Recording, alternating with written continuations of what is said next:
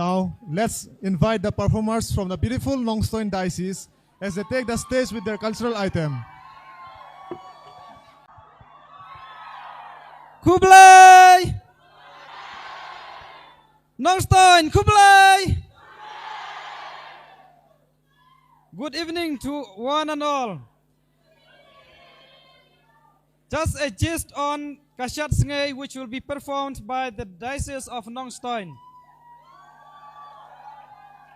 Shadtynrai is a Khasi traditional folk dance of thanksgiving, in which an individual or family perform religious ceremony to show gratitude to God for all the blessings He has showered upon him or her through the well-being of a family or a clan.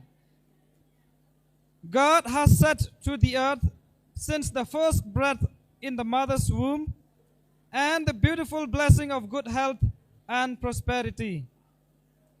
He further invites God's blessing of good health, prosperity, and well-being in the years to come. Let us welcome the youth from Nongstoin by chanting Hoi! Once more, Hoi!